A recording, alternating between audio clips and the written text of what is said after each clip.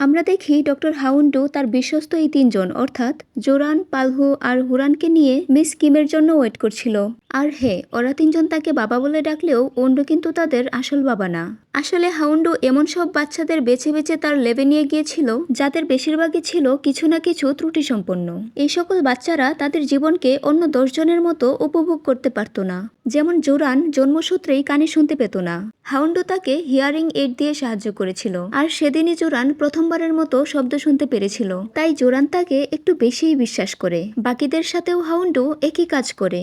এভাবেই সে তাদেরকে নিজের কাছে নিয়ে যায় আর সবাইকেই কিছু না কিছু সুপার পাওয়ার তৈরি করে দেয়। তাই লেবের সেই দুর্ঘটনায় ডক্টর হাউন্ডু ভারী কংক্রিটের নিচে চাপা পড়লে ওরা তিনজন বাকিদের মতো না পালিয়ে হাউন্ডুকে বাঁচায়। হাউন্ডু জানতো এই বিস্ফোরণের কারণে তার গোপন লেবের কথা প্রকাশ পেয়ে যাবে, সেই সাথে অবৈধভাবে বাচ্চাদের উপর ট্রায়ালের কারণে পুলিশ তাকে গ্রেফতার করবে।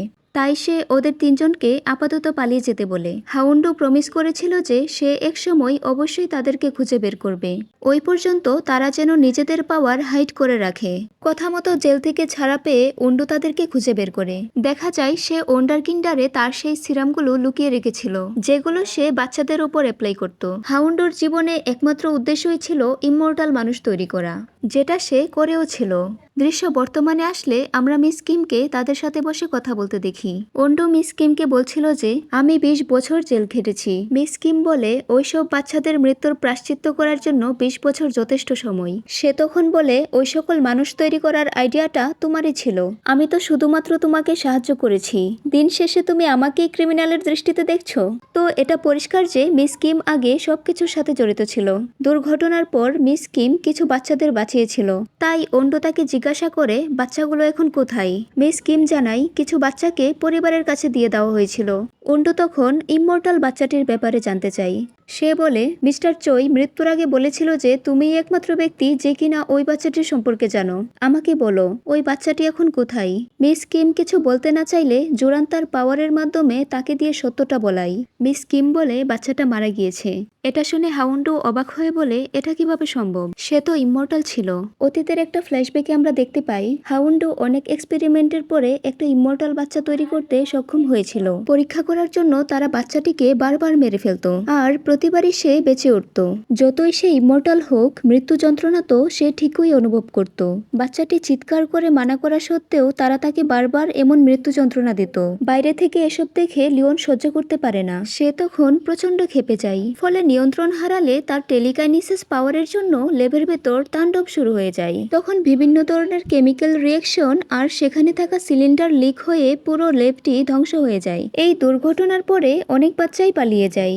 ওন্ডু এতদিন ভেবে আসছিল যে হয়তো সেই বাচ্চাটিও পালিয়ে গেছে। তাই পালহোরা এতদিন সেসব বাচ্চাদের খুঁজে বেরিয়েছিল। কিন্তু মিস কিমের কথা শুনে সে আশাহত হয়। তারপর তারা সেখান থেকে চলে যায়।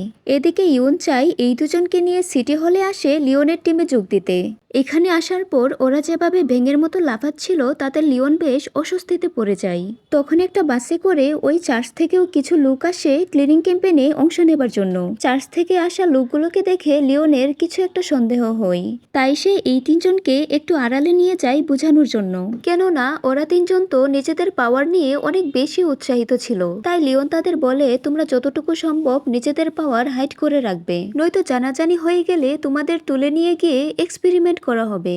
তারপর সে এই তিনজনকে নিয়ে একটা কন্টেইনারের কাছে যায়। লিওন বলে আপাতত তোমাদের কাজ করতে হবে না, যতক্ষণ না তোমরা পাওয়ার নিয়ন্ত্রণ করা শিখছো এই কন্টেইনারের ভিতরেই থাকবে। ইউনচাই বলে মাস্টার হয়তো বা তাদের ভালোর জন্যই বলছে।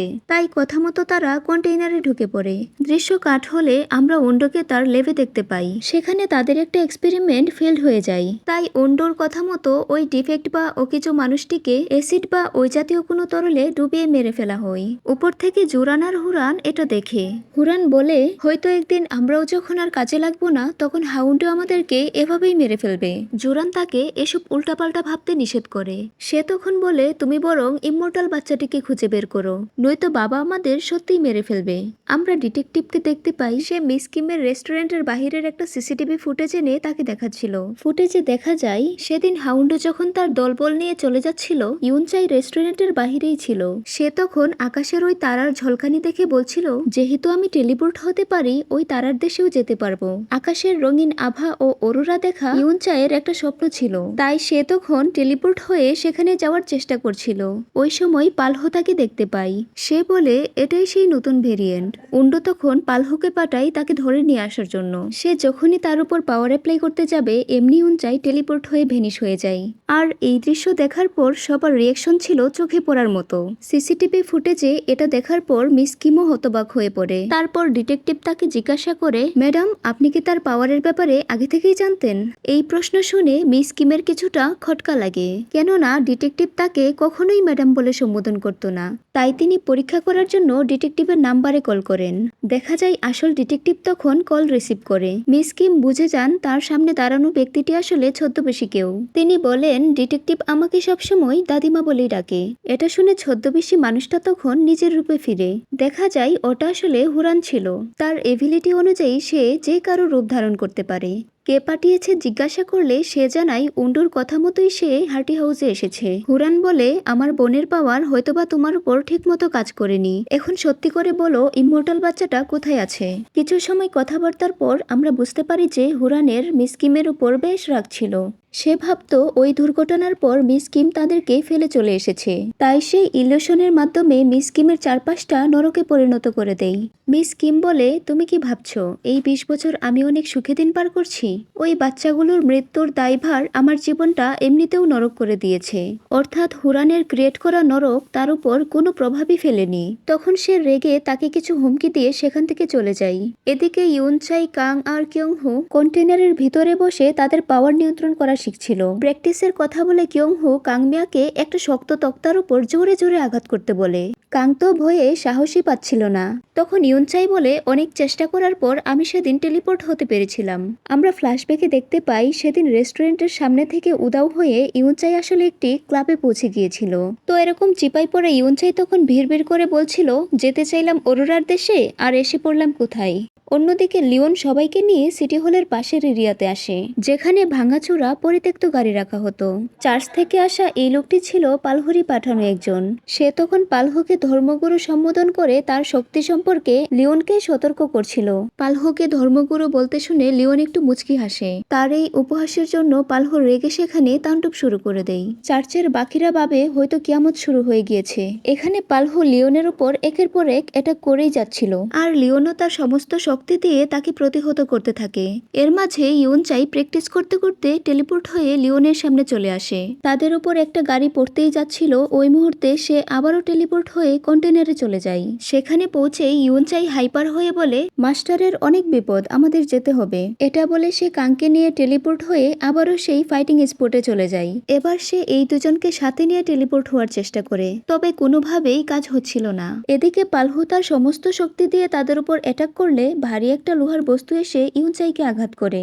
সেই সাথে তিনজনই একসাথে গাড়ির নিচে চাপা পড়ে। পালহো ভাবে ওরা হয়তো মরে গিয়েছে, কিন্তু তাকে অবাক করে দিয়ে চাপা পড়া গাড়ির নিচ থেকে কাং বেরিয়ে আসে। নিজের এমন দুর্দান্ত এনার্জি দেখে সে আকাশ থেকে পড়ে। কাং তখন ইউনচাই আর লিওনকে সেখানে দেখতে না পেয়ে অনেক বেশি ঘাবড়ে যায়। তাকে একা পেয়ে পালহো আবারও অ্যাটাক করে, তবে তার টেলিকাইনেসিস পাওয়ার এবার একটুও কাজ করছিল না। রেগে গিয়ে সে বারবার চেষ্টা করে, কিন্তু প্রত্যেকবারই আশেপাশে সবকিছু হাওয়ায় মিলিয়ে যাচ্ছিল। এসব দেখে কাংও বেশ মজা পায়। আসলে সব ধরনের খারাপ শক্তিকে প্রতিহত করে নেবার এবিলিটি কাংয়ের মধ্যে ছিল, যেটা কেবলই প্রকাশ পায়। অন্যদিকে আমরা দেখি ইউনচাই লিওনকে নিয়ে টেলিপোর্ট হয়ে অনেক দূরে কোথাও চলে আসে। জায়গাটা ছিল বরফে ঢাকা, আর আকাশে অনেক সুন্দর অরোরাও দেখা যাচ্ছিল, যেটা দেখতে পাওয়া ইউনচাইয়ের স্বপ্ন ছিল। গুরুতর আঘাত পাওয়ায় সে তখন মৃত্যুর সময় গুনছিল। সে বলে, এই প্রথম আমি নিজের শহর থেকে এত দূরে এসেছি, অন্তত মরে যাবার আগে আমি অরোরা দেখে যেতে পারছি। এটা বলেই সে হাসি মুখে মৃত্যুকে বরণ করে নেই, অর্থাৎ ইউনচাই এখানে মারা যায়। লিওন তখন ইউনচাইয়ের এমন মৃত্যুতে অনেক কষ্ট পাচ্ছিল। সে কোনোভাবেই এটা মানতে পারছিল না, তবে তার কিছু সময় সময় পরই ইউনচাই আবারও বেঁচে ওঠে। এটা দেখে লিওন পুরোপুরি শকড হয়ে যায়। তো এমন চমৎকার দৃশ্যের মধ্য দিয়ে এপিসোড 4 এর সমাপ্তি ঘটে। আর এপিসোড 5 এ কি ঘটে সেটা দেখতে চাইলে চ্যানেলটি সাবস্ক্রাইব করে কমেন্টে জানাও যে আজকের পর্বটি তোমাদের কেমন লেগেছে। দীর্ঘ সময় ফাইটিং আর ইউনচাইয়ের এমন আকস্মিক বেঁচে ওঠা সব মিলিয়ে নিতে না পেরে সে সেন্সলেস হয়ে পড়ে। তাই ইউনচাই টেলিপোর্টেশনের মাধ্যমে লিওনকে তার বাসায় নিয়ে যায় আর পালহো আহত অবস্থায় লেবে ফিরে আসে। আমরা দেখি তার হাতের অবস্থা খুবই খারাপ ছিল। এমনটা হয়েছে তার অতিরিক্ত পাওয়ার ব্যবহারের কারণে। এই উন্ডারকিন্ডার বা সুপার হিউম্যানেরা যত বেশি তাদের পাওয়ার ইউজ করবে তত বেশি পার্শ্ব প্রতিক্রিয়া দেখা দিবে। তো সেখানে হুরান আর জোরানও উপস্থিত ছিল।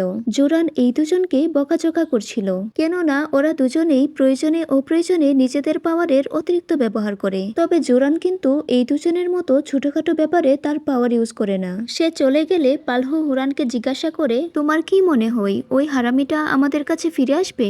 সেইখানে লিওনের কথা বলছিল। হুরান বলে তার তো অন্য কোথাও জায়গা নিয়ে যাওয়ার জন্য। তারপর পালহো বলে, তোমাকে দেখে এমন কেন মনে হয় যে তুমি তাকে নির্দোষ বলে ধরে নিচ্ছ? কারণ সে দেখতে অনেক কুল। এটা বলেই হুরান চলে যাচ্ছিল। তখনই তার চোখ পড়ে পাশের একটি সেলে। এটি বর্তমানে ফাঁকা হলেও একটা সময় লিওনকে এই সেলেই রাখা হয়েছিল। ছোটবেলায় লিওন ভীষণ একাকিত্ব বোধ করত।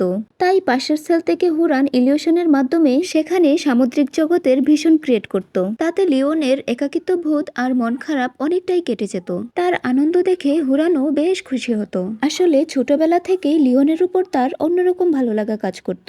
যাই হোক, আমরা দেখি পালহোর মতো লিওনেরও কিছু সাইড ইফেক্ট দেখা দেয়। ঘুমের মধ্যে মাকে কল্পনা করে সে ইমোশনাল হয়ে পড়ে। ফলে নিয়ন্ত্রণ হারালে ঘরের সকল জিনিসপত্র হাওয়ায় ভাসতে থাকে। লিওন ইউনচাইয়ের হাত ধরে মাকে ডাকছিল। মাথা মোটা ইউনচাই তো বলে ওঠে, তুমি কোনোভাবেই আমার ছেলে হতে পারো না। এটা বলে সে চলে যাচ্ছিল। কিন্তু লিওনের চোখে পানি দেখে তার অনেকটাই মায়া হয়। সে কোনোভাবে উড়ন্ত ব্যাগ থেকে টিস্যু বের করে তার চোখ মুছে দেয়। ইউনচাই বলে, তুমি একা একা বড় হলেও ভালো একজন মানুষ হয়েছ। এরপর সে বাড়ি ফিরে যায়। দাদির চোখ ফাঁকি দিয়ে সে চুপে চুপে রুমে ঢুকছিল, কিন্তু তবুও তিনি দেখে ফেলেন। তিনি জিজ্ঞাসা করেন, গতকাল থেকে তুমি কোথায় ছিলে? খারাপ কিছু ঘটেনি তো? ইউনচাই কোনোভাবে মিথ্যা বলে দাদির সামনে থেকে কেটে পড়ে। আসলে ডিটেকটিভ গতকালকে ফাইটিং স্পটে গিয়ে রক্ত দেখে বুঝে গিয়েছিল যে এখানে খারাপ কিছু ঘটেছে। তাই দাদি এরকম বিচলিত ছিল। এদিকে লিওন ঘুম থেকে উঠে দেখে ইউনচাই তার সব চেয়ার টেবিলের পাগুলোতে বল কেটে লাগিয়ে দিয়েছে। যেন ঘুমের মধ্যে নিয়ন্ত্রণ হারালে পাওয়ারের কারণে সকল জিনিস কাঁপাকাঁপি করলেও শব্দ না হয়। নিজের খেয়াল রাখতে বলে সে টেবিলের উপর একটা চিরকুটও রেখে যায়। সিন কাট হলে আমরা দেখি এই তিনজন পরদিন সকালে এসে সিটি অফিস পরিষ্কারের কাজে লেগে পড়ে। ওরা এখানে শুধুমাত্র ইশারায় কথা বলে, কেননা লিওন তাদেরকে মুখ বন্ধ রাখতে বলেছিল। ইউনচাই, কাং আর কিয়ংহো তার কথা মতোই চলছে, যেন সে তাদেরকে পাওয়ার নিয়ন্ত্রণ করার ব্যাপারে সাহায্য করে। আমরা দেখি ছদ্মবেশে হুরানও সেখানে ছিল। তো লিওন এই তিনজনকে একটি রুমে নিয়ে গিয়ে বলে, সবার আগে বের করতে হবে কখন তোমাদের পাওয়ার অ্যাক্টিভ হচ্ছে আর কখন যাচ্ছে। এসব নিজেদেরকেই নোটিস করতে হবে। তখন ইউনচাই জানায়, আজকাল তার ভিতরে কোনো অস্থিরতা ফিল হচ্ছে না। যা কিছুই ঘটে যাক, সে একটুও চমকায় না বা ভয় পায় না। লিওন আচমকা ভয় দেখানোর চেষ্টা করলে দেখা যায় বাকিরা ভয় পেলেও ইউনচাই একটুও চমকায় না। এবার সে কাং আর কিয়ংহোর হাত ধরে তাদের সম্পর্কে জানতে চায়। কিয়ংহো বলে, আমি খেয়াল করেছি যখনই কাং কান্না করে তখনই তার পাওয়ার অ্যাক্টিভ হয়। তাই লিওন তাকে যে কোনো উপায়ে কাঁদাতে বলে। তাকে ইমোশনালি হার্ট করার জন্য কিয়ংহো বলে, আর কতদিন তুমি ইউনচাইয়ের বাসায় এভাবে পেঁয়াজ কেটে দিন পার করবে? এটা তো কোনো জীবন না। আমাকে দেখো, একসময় হেসিয়ং এর বিশ্ববিদ্যালয়ের টপার ছিলাম আমি, আর এখনো জীবনে অনেক উন্নতি করে যাচ্ছি। তোমার মতো পেঁয়াজ কেটে জীবন পার করছি না। সে কাংকে কাঁদাতে গিয়ে বরং অপমান করে রাগিয়ে দেয়। আমরা কিন্তু আগেই জেনে এসেছি যে রেগে গেলে কাংমিয়ার পাওয়ার অ্যাক্টিভ হয়ে যায়। তো এখানে সেটাই হয়। আর ওই যে ভার্সিটির টপার হবার কথাটা মিথ্যা ছিল। মিথ্যা বলাতে কিয়ংহোর পাওয়ারও অ্যাক্টিভেট হয়ে পড়ে। লিওন এই ব্যাপারগুলো নোটিস করে। তবে পাওয়ার নিয়ন্ত্রণ করতে না পেরে এই দুজন তার হাতের 12টা বাজিয়ে দেয়। কিয়ংহো মিথ্যা স্বীকার করার পর তাদের পাওয়ারও ভ্যানিশ হয়ে যায়। তাতে লিওনের হাত এবারের মতো রক্ষা পায়। এদিকে ইউনচাই রুমের মাঝে এক ঝাঁক তেলাপোকা দেখতে পাই। এখানেই আমরা প্রমাণ পাই যে শুধু মেয়েরাই নয়, ছেলেরাও তেলাপোকা দেখে ব্যাঙের মতো লাফিয়ে ওঠে। যাই হোক, সামুদ্রিক জগতের ভীষণ দেখে লিওন বুঝতে পারে যে এসব কিছু হুরানের কাজ। সে বাহিরে হুরানের সাথে কথা বলতে চায়। লিওন তাকে জিজ্ঞাসা করে, তুমি কি ইমর্টালের খুঁজে এসেছো? এটার কোনো উত্তর না দিয়ে হুরান বলে, তুমি এই বলদগুলোর সাথে কি করছো? লিওন জানাই, আমি আর তোমাদের সাথে নেই। হাউন্ডো তোমাদেরকে ইমর্টাল খোঁজার জন্যই কেবল ব্যবহার করছে। এটা বলে সে পিছনে ফিরে দেখে ইউনচাই আর কিয়ংহো একে অপরকে অ্যাটাক করছে। মূলত হুরানের পাওয়ারের জন্য এরা একজন আরেকজনকে বিশালাকৃতির তেলাপোকা রূপে দেখছে। লিওন ব্যাপারটা বুঝতে পেরে দূর থেকেই হুরানের গলা চেপে ধরে। তাতে তার পাওয়ারের ইফেক্টও দূর হয়ে যায়। তারপর হুরান আর ঝামেলা না বাড়িয়ে সেখান থেকে চলে যায়। মারামারি ঠেকাতে গিয়ে লিওনের কিছুটা চোট লেগে গিয়েছিল। ইউনচাই তাকে অ্যান্টিসেপটিক লাগিয়ে দেয়। এই সময় লিওন জানায়, হুরান এখানে ইমমর্টাল বাচ্চাটির খুঁজে এসেছিল। ডক্টর হাউন্ডো তার পুরো জীবনে এই একটা বাচ্চাই সফলভাবে তৈরি করতে পেরেছিল, যে কিনা কখনোই মরবে না। লিওন বলে, ওরা সেই ইমমর্টালকে পাওয়ার আগেই আমি তাকে খুঁজে পেতে চাই, না হলে ওরা ইমমর্টালের জীবনকে নরক বানিয়ে দিবে। এবার লিওন তার সন্দেহের কথা জানায়। সে ইউনচাইকে বলে, আমার মনে হয় ইমমর্টাল বাচ্চাটার হার্ট কোনোভাবে তোমার হার্টের সাথে ট্রান্সপ্লান্ট করে দেওয়া হয়েছে, কারণ তোমার কন্ডিশন একদম সেই ইমমর্টাল বাচ্চাটার মতোই। ওই ডাম্পিং গ্রাউন্ডের ডুবাতে থাকা কেমিক্যাল রিয়েকশনে তুমি হয়তোবা টেলিপোর্টেশন পাওয়ার পেয়ে গিয়েছো, তবে ইমমর্টালি পাওয়ারটা আগে থেকেই আছে। ইউনচাই তো লিওনের কথা মানতেই চাচ্ছিল না। তখন লিওন তাকে সত্যটা জানিয়ে দেয়।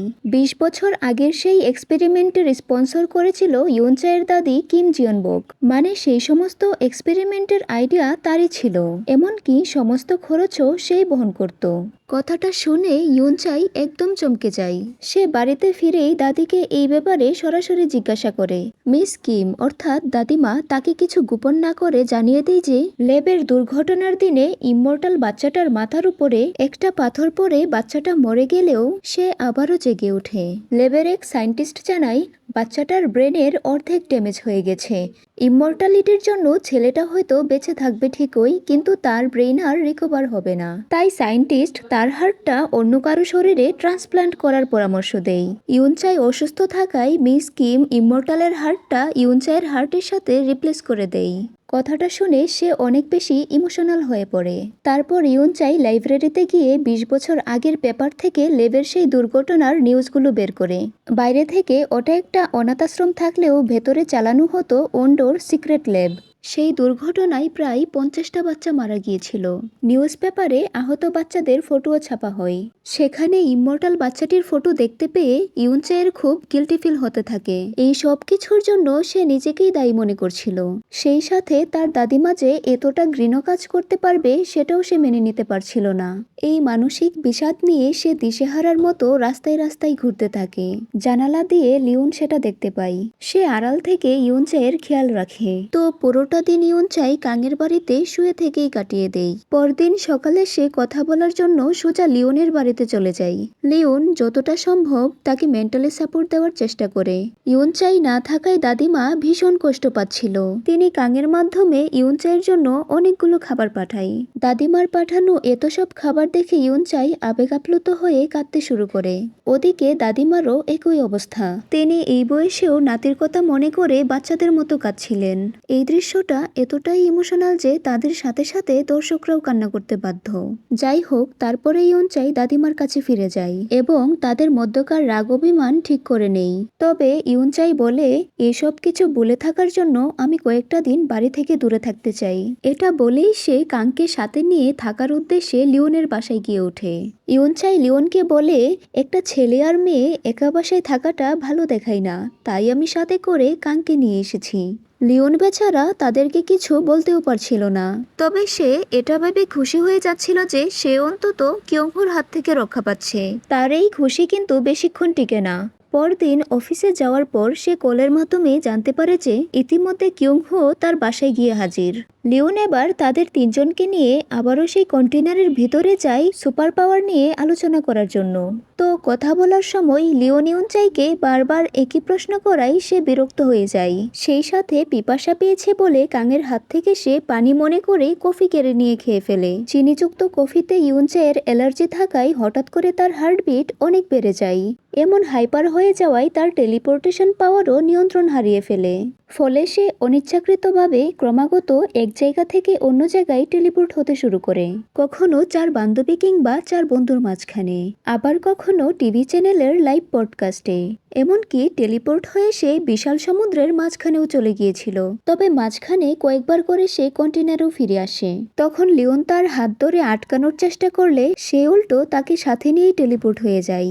দেখা যায় সে লিওনকে সমুদ্র সৈকতে রেখে একাই চলে আসে। ইয়ুনচাই বারবার সেখানে ফিরে গিয়ে লিওনকে নিয়ে আসার চেষ্টা করে, কিন্তু কোনোভাবেই সে লিওনের হাত ধরতে পারে না। তার আগেই ভ্যানিশ হয়ে যাচ্ছিল। লিওন বুঝতে পারে এটা ইয়ুনচাইয়ের একটা দুর্বলতা।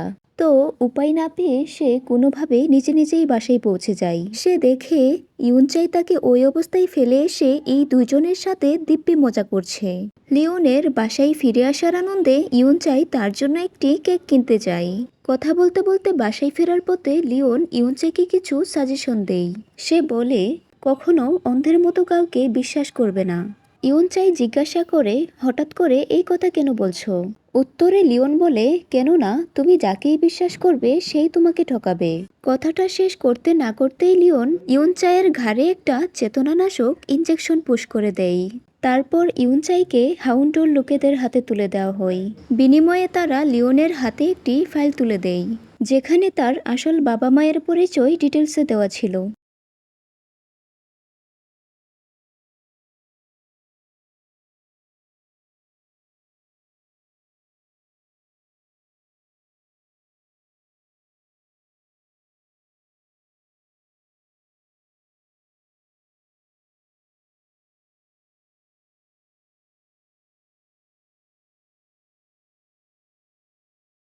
যেখানে তার আসল বাবা মায়ের পরিচয় ডিটেলসে দেওয়া ছিল।